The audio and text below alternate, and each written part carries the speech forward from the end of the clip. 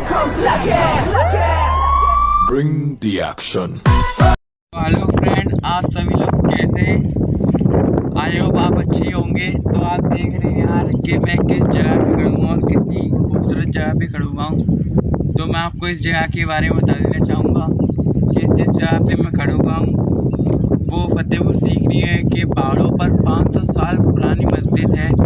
जो मैं आपको इसके बारे में नॉलेज दूँगा और इसे बारीकी से दिखाऊँगा। तो इसके थोड़ा करीब चलते हैं।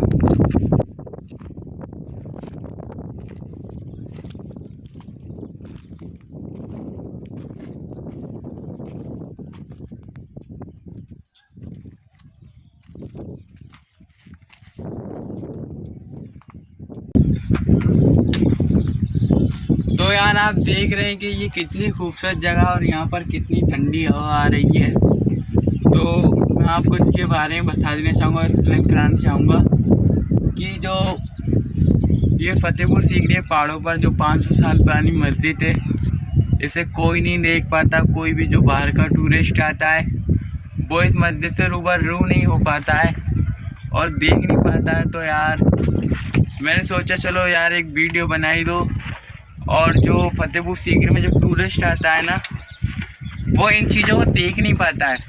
जो मोटी मोटी चीज़ होती है उसे देखकर चले जाता है और इनसे रूबरू नहीं हो पाता है। तो यही एक कारण है जो मैं ये वीडियो बना रहा हूँ।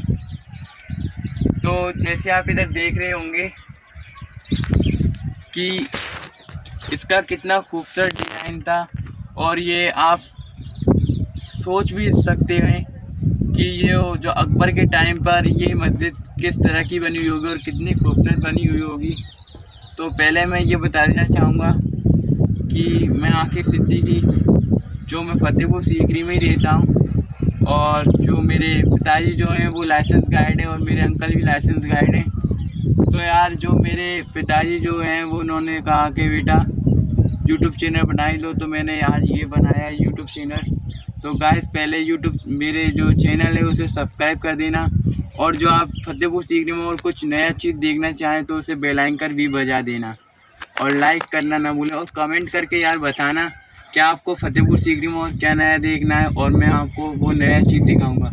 तो आज टॉपिक चल रही है फतेहपुर सीकरी के 500 साल पुरानी मस्जिद जो पहाड़ों पर स्थित है। तो आप देख रहे होंगे यार ये बहुत ही ज़्यादा डैमेज हो गई है। तो आप ये सोच रहे होंगे कि डैमेज कैसे हो गई है। तो ये भी मैं आपके बता देना चाहूँगा कि जो अकबर के टाइम पर ये बहुत खूबसूरत थी, पर ये अब डैमेज इसलिए हुई है क्योंकि जो आज़ादी की लड़ाई के बाद जो जब हमारा आज़ाद हुआ था देश, तब से इस पहाड़ों का काम चला, इस पहाड़ों का काम चला रहा था, इस खनन का काम चल रहा है मतलब।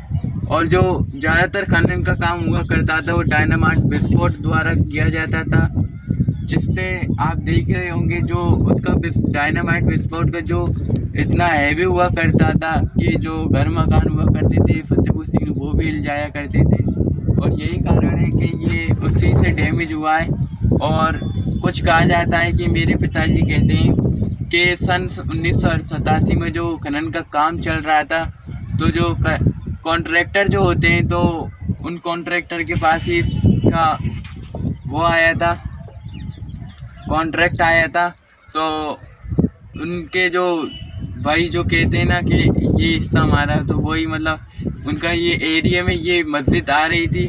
तो उन्होंने यार थोड़े से प्रॉफिट के चक्कर में इस मस्जिद के नीचे डायनामाइट लगाया और इसे फोड़ दिया, और उसमें जो मजदूर लगाई गई थी वो मजदूर भी मर गई और जो ठेकेदार था वो भी। जैसे कि मैंने भी आपको बताया कि जो इसकी लेबर और जो कॉन्ट्रैक्टर जो था वो ख़त्म हो गया, मतलब उनकी डेथ हो गई। तो आप सोच रहे होंगे यार उनकी डेथ हो गई या ख़त्म हो गया तो उससे हमें क्या मतलब, और इस मस्जिद से और उनकी डेथ से क्या संबंध है। तो मैं आपको बताऊंगा कि जो जब लेबरों ने वो लेबर जो थी उन्होंने जब इसकी मस्जिद के जो पत्थर है जो इसके नीचे उसमें जब डायनामाइट लगाया, तो जब उसके विस्फोट से ये मस्जिद गिरी थी, तो उस मस्जिद के जो कुछ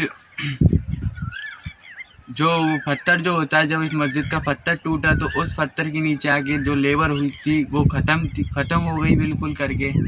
और जब जो कॉन्ट्रैक्टर को पता चला कि जब उसकी लेबर ख़त्म हो गई तो कॉन्ट्रैक्टर को भी अटैक आ गया और वो अटैक से ख़त्म हो गया हालकार। तो यही कारण था उनकी डेथ का। तो जैसे ही आपको पता ही है, फिर अगला कॉन्ट्रैक्टर आ गया, फिर अगले कॉन्ट्रैक्टर के साथ भी यही हुआ, फिर उसके बाद आया, फिर उसके बाद भी यही हुआ। ऐसे ही 3-4 डेथ हो गई। तो फिर लोगों ने देखा, अरे यार ये तो फिर गलत है। और यहाँ पे जो सूफी संत रहा करते थे यहाँ पर, जिनको मैं बताऊंगा कि उनकी मज़ार कहाँ पर है, जो सूफी संत थे उनकी बद्दुआएं लगी थी। यही कारण था कि इस मस्जिद को जो कोई तोड़ नहीं पाए। जो 80% तो टूट गई थी, लेकिन बट उसमें 20% कुछ मस्जिद रह गई थी, जिसमें से अब 5% बची है। जो यहाँ के जो बच्चे जो हैं और जो यहाँ पर आते हैं, वो यहाँ पर जो आप देख रहे हैं कि जैसे ही आपको इधर दिख रहा होगा कि यहाँ पर एक बड़ा, यहाँ से मतलब इतना एक चबूतरा था, जो इतना का चबूतरा था। जो यहाँ के जो बकरी चराने या गाय भैंस चराने वाले बच्चे जो आते हैं, उन्होंने गिट्टियों से पत्थरों से नाम लिख लिया या तोड़ कर पूरा तोड़ दिया है। और आप ये भी देख रहे होंगे ये सबसे ऊंची जगह है। ऊंची जगह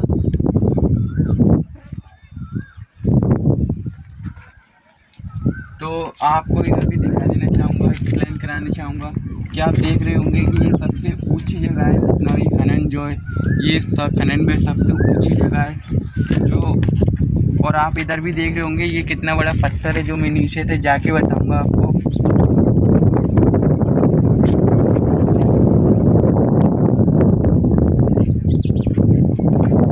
ये आपने भी देखा, मैंने आपको एक्सप्लेन कराया कि जो पत्थर जो था इस मस्जिद के नीचे कितना बड़ा था।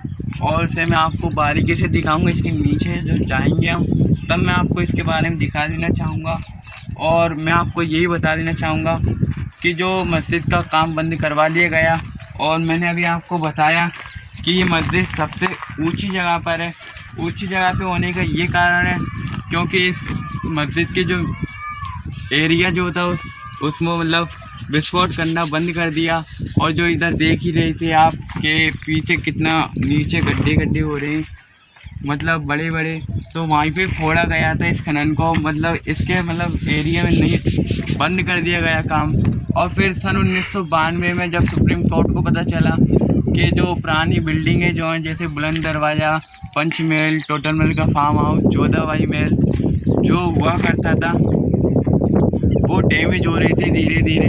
और जैसे आप इधर देख ही रहे होंगे, ये भी एक्सप्लेन कराना चाहूँगा आपको कि ये फतेहपुर सीकरी बाउंड्री, तो जैसे आपको ये थोड़ी बहुत टूटी हुई नज़र आ रही होगी, तो यही इसका कारण है कि ये जो खनन का जो काम हुआ करता था वो डायनामाइट विस्फोट द्वारा हुआ करता था। जो डायनामाइट का विस्फोट जो हुआ करता था वो इतना हेवी हुआ करता था कि जो दूर दूर तक उसकी आवाज़ जाया करती थी, उसकी धमक जाया करती थी। तो यही धमक मतलब जो फतेहपुर सीकरी बाउंड्री आपने देखी जो टूट गई है, यही एक दिक्कत आ रही थी। तो सुप्रीम कोर्ट में सन 1992 में इस काम को तत्काल बंद करवा दिया गया। जैसे ही आपको इस मस्जिद के बारे में और भी बताना चाहूँगा कि जैसे आपको इधर दिख रहे होंगे, मैं आपको कुछ टुकड़े दिखा देना चाहूँगा इसके कि इस मस्जिद का जो कलर क्या था और ये इस मस्जिद का कलर क्या था, ये भी आपको बताना चाहूँगा कि और मैं यहाँ पे आपको इस पे उंगली फेरना दिखाना चाहूँगा कि ये कितना चिकना है। मुझे खुद दिख रहा है कि ये कितना चिकना है और इसमें कलर भी हो रहा था थोड़ा बहुत, जो अब नहीं रहा। ये 5% मस्जिद रह गई है। तो और आपको इधर भी लाना चाहूँगा मैं।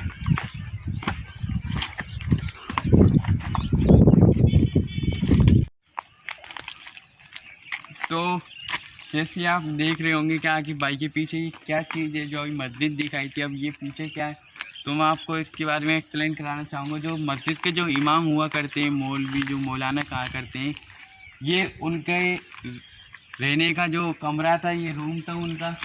और ये आप देख रहे होंगे कि आप देख भी रहे होंगे कि जो आप सोच रहे होंगे कि ये पत्थरों से बना हुआ है पूरा, पर नहीं। और ये जो पुराना जो प्रिंट प्लास्टर प्रिंट है वो थोड़ा बहुत बचा हुआ है, जो येलो और वाइट कलर का है। पर ये जो आप देखा कि आपने कि यार कि ये वाकई पूरा पत्थरों से बना हुआ, पर ऐसा कुछ नहीं है, ये पत्थरों से बना हुआ, पर ये कुछ जो कहते हैं ककैया ईंट उससे बना हुआ है, जो बहुत ही ज़्यादा मजबूती इसकी नज़र आ रही है। और यहाँ पे इसका कुछ प्लास्टर बचा हुआ है जो अच्छी तरह नहीं दिख रहा है, पर चिकना बहुत है ये, जो बच्चों ने कोलों से कर लिखाई पढ़ाई कर पूरा खराब कर दिया है। और आपको इधर भी ये दिख रहा हो कितना मोटा पत्थर लग रहा है, इसकी मजबूती आपको देखने से ही दिख रही होगी यार, इसकी मजबूती कितनी खतरनाक तरीके से हो रही है। यही कारण है कि ये अभी तक टिके हुए हैं। और इसके ऊपर भी देख रहे हैं आप कितनी मोटी मोटी पट्टियाँ लग रही हैं। तो अब हम इसके बाहर चलते हैं।